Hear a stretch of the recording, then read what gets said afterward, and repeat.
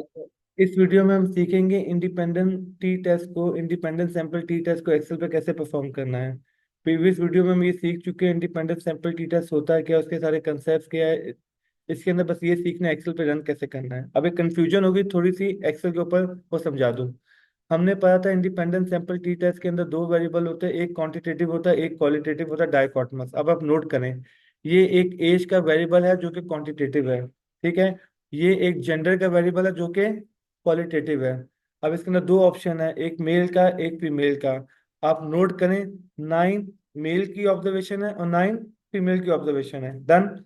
लेकिन अक्सर हमारे यहाँ एक्सेल में एंट्री इस तरह हुई होती है कि मेल एज का अलग कॉलम बनाया हुआ है, फीमेल एज का अलग कॉलम बनाया हुआ है, समझ रहे हैं। तो बच्चा कंफ्यूज होता है, बच्चा कहता है ये तो दो क्वांटिटेटिव वेरिएबल हो गए। इंडिपेंडेंट टी टेस्ट में तो एक क्वांटिटेटिव होता है एक क्वालिटेटिव होता है, डाइकोटोमस।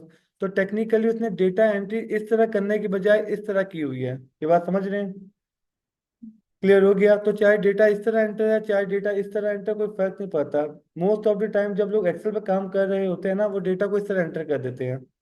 अब इसमें इंडिपेंडेंट टी टेस्ट रन कैसे करना है, उसी इक्वल टू डेटा पे क्लिक करेंगे, डेटा पे लिखेंगे डेटा एनालिसिस, ठीक है। यहाँ पे हम वेरिएंस कर चेक कर चुके हैं, अनइक्वल वेरिएंस है तो हम इसलिए अनइक्वल वेरिएंस पे क्लिक कर देंगे। देखें, two sample assuming unequal variance, done, okay कर दिया। अब वो पूछे वेरिएबल वन की रेंज बताओ। अब सामने देखिएगा, अगर मैं डेटा यहाँ से सिलेक्ट करूंगा ना तो यहाँ से लेके यहाँ तक दे दूंगा, और अगर अदरवाइज यहाँ से सिलेक्ट करूंगा तो यहाँ से यहाँ तक। सेम बात है ना।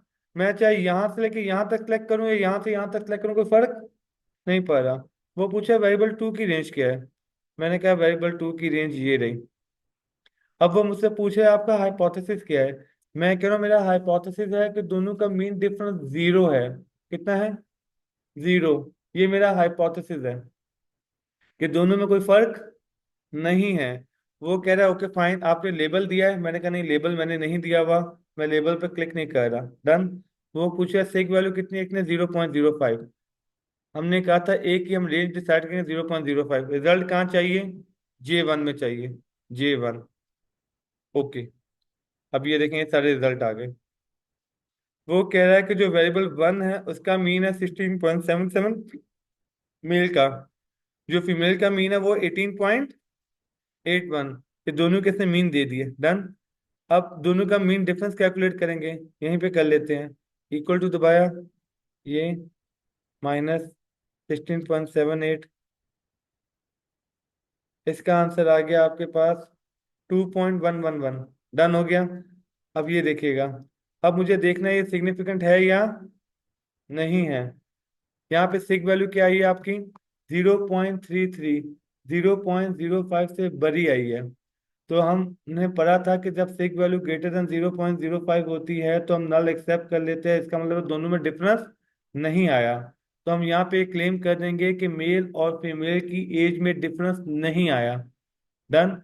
अगर ये सिग वैल्यू 0.33 ना होती, ये होती 0.03, तो फिर हम कहते क्योंकि सिग वैल्यू 0.05 से कम है, इसका मतलब है सिग्निफिकेंट डिफरेंस आया है। और फिर हम ये कहते हैं कि फीमेल का मीन मेल के मीन से 2.111 ज्यादा है। ये बात समझ में आ गई? क्लियर हो गया? तो इस तरीके से हम कैलकुलेट कर लेंगे independent t test through Excel.